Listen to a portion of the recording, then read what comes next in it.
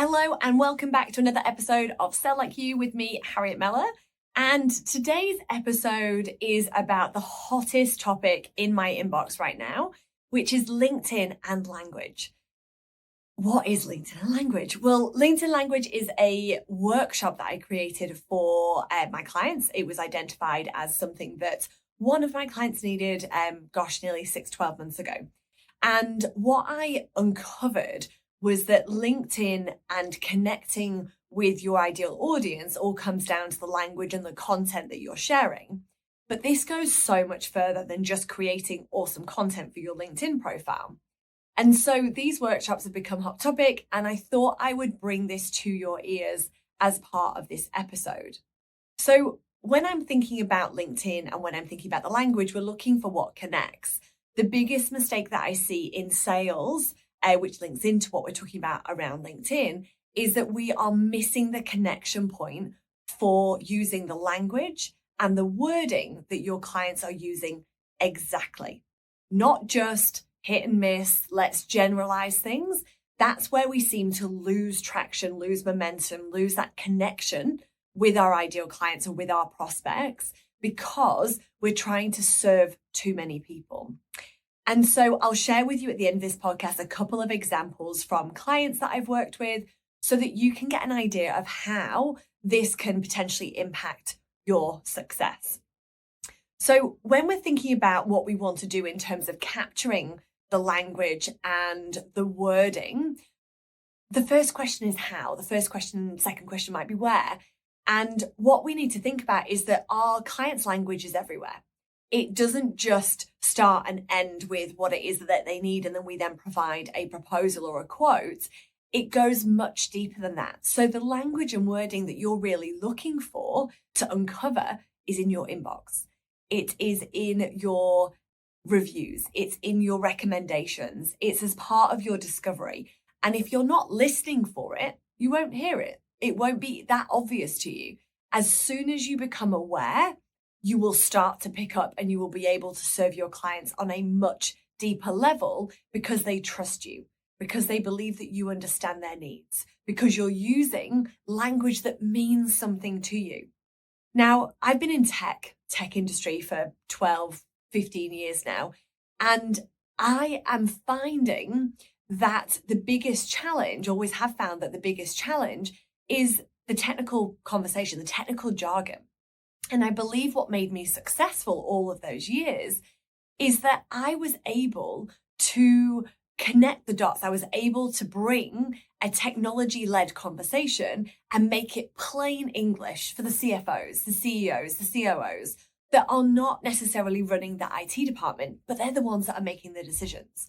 And I believe that if you can do that in any industry, you will be so much more successful than if you just play within the language, within the industry, within the jargon that the people around you are using.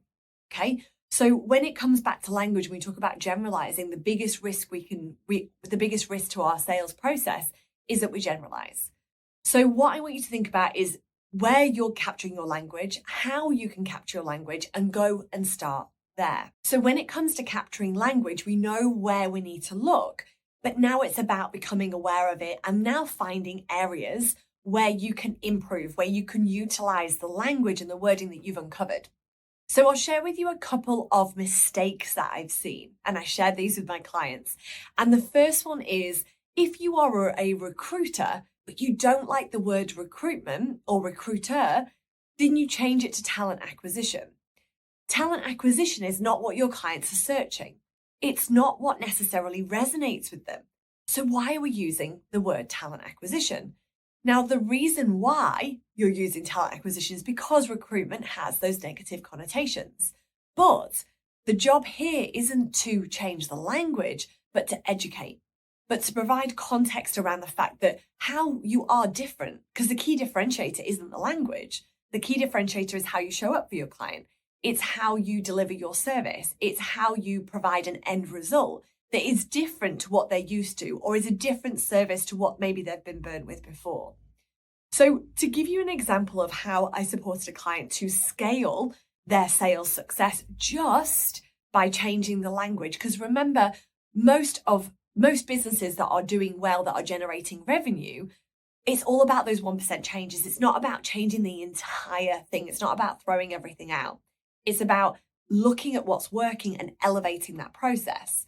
So to give the example, I was working with an online service provider and she was launching an awesome audit. It was going to serve so many people. She tested the service. She knew exactly what her clients wanted. She knew exactly what her members needed. But the missing piece was that what she was finding was that as soon as she went live with it, everybody was rushing to the website, going to the sales page, and then hopping off. And we knew it wasn't price because price had been tested. We knew there had to be something else. So I had a quick look through her 3 to 5 reviews. I asked her a couple of questions to uncover some of the language and the exact pain points and the end goals of what her clients were trying to get to. What we uncovered was that the language she was using was general. She'd taken this beautiful piece of language, this beautiful word or a sentence that clients had shared with her over and over and over again, and she generalized it because that felt too specific. And so she did that throughout her sales page on 3 or 4 points. And as soon as we changed the language to be more specific, she started getting traction. And in the next month, she booked out. So she had her entire July fully booked because we changed the language. She can now move forward with that product and make changes and bring out new products and new services because she knows exactly what's going to connect. And so the biggest mistake I see is a generalization, not taking the exact language or the exact words. Often what we're looking at is that when we're providing a service and an overview, we're using our language. We're using what means something to us and we're selling in a way that we believe will connect. But actually, when we just ask and we listen and we look out there, another great way, another tip here I'm going to share with you is that if you don't have reviews or you don't have recommendations yet, and you're just starting out, go and look at your competitors' Google reviews. Go and look at their Facebook reviews. Go and look at the comments on their Instagram or LinkedIn. Because what you'll find is if they are your ideal client and you're competing in that market, you will find the language plain to see, clear to see, so that you can grab that language, use it, and start testing it. As you start bringing on more clients and you start listening for those keywords, you start using your own. And you are elevating that, okay? So we want to really understand the language, the keywords, and the information that's being given to us about problems and outcomes and where they're trying to get to. But we then need to use it. So it will really help marketing as a byproduct of this review. It's going to help your sales, but it will help marketing. It will help bring everything together, but then you have to use that back. So you have to use that back in your discovery calls. You have to use it back in your content. You have to use it back when you're sharing a story of success using the exact language and the exact wording of your ideal clients. Now, another example is I was working with a company that focuses on education. So it's around education for their team, for their leaders, and they were really struggling to articulate what it was that they do, that they offer, the problems that they can solve. And so the biggest challenge they've got is that if they can't articulate it, how on earth are their clients or prospects going to be able to understand it well enough to make a decision and invest in it? And so what we were able to do was uncover the language, the wording, the information that their clients and ideal prospects were providing to them. This is all a free way to capture information. And we were able to tie that in to what it actually is that they do, to bring together a pitch, to bring together an offering, to make it relevant to them. Because when we don't connect, they don't buy.